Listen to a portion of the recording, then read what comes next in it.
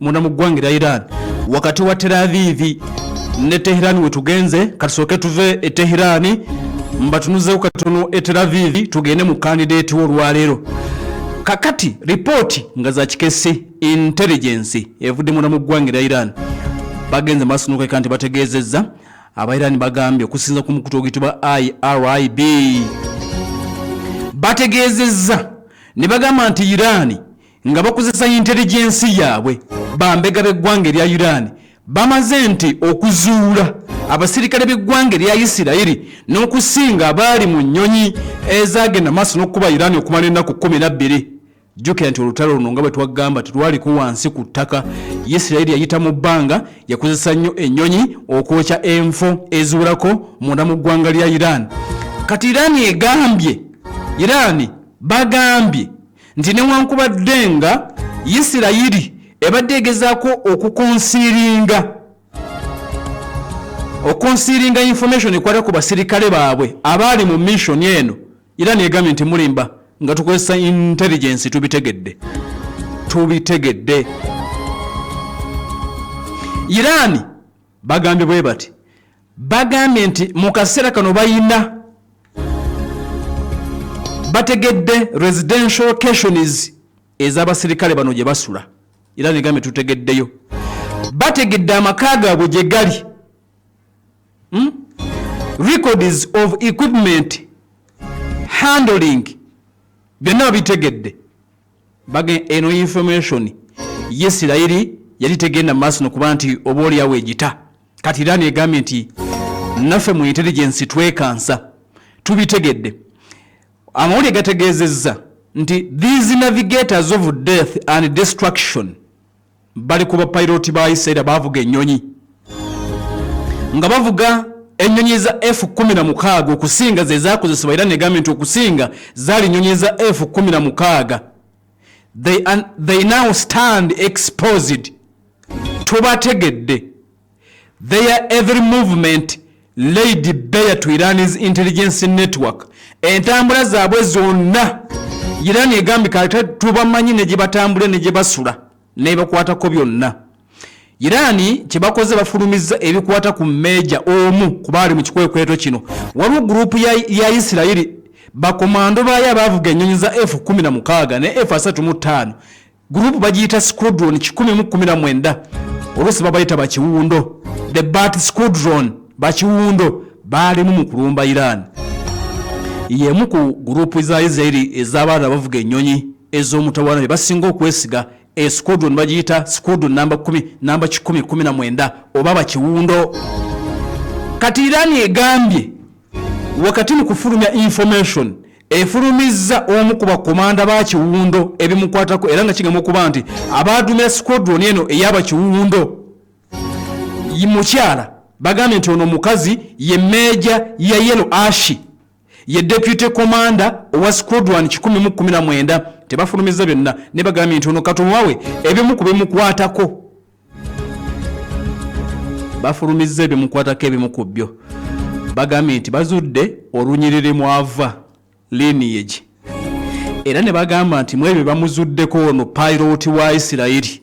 meja ya Yellow Ash mukazi yomu ku baasulwa bomu ku Iran bagambye nti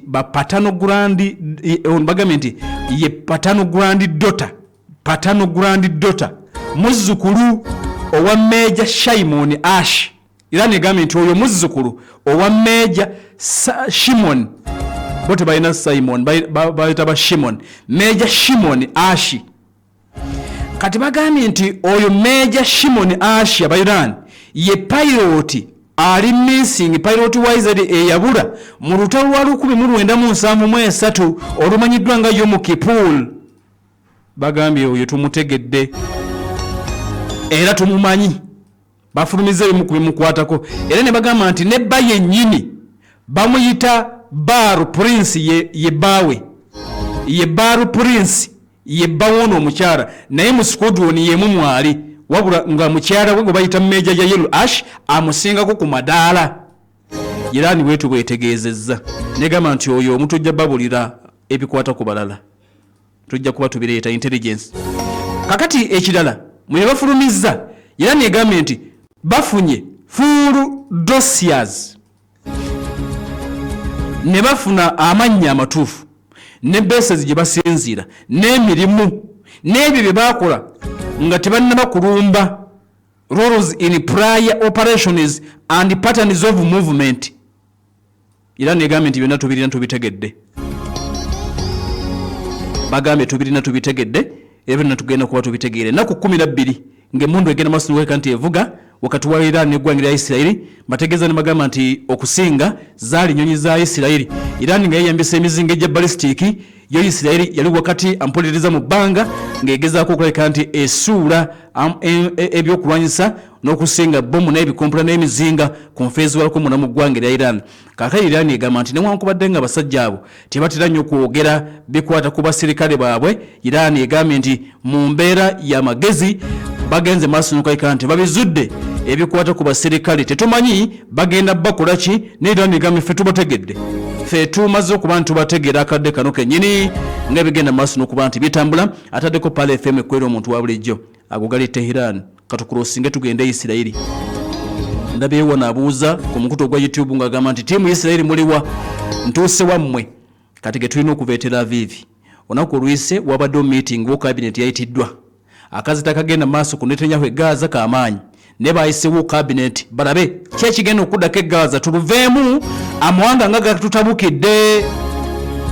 Netanyahu ne wo cabinet ya lutalo be basalawo tulwane oba tubiveemu. Ne bagambye nti balitayadi batandise okuteekawo embeera bagamba nti luggwe. Kaakati tegannaba kuvaayo mu ngeri eri fayino naye tutegedde nti wo cabinet ya Isirayiri wansi wa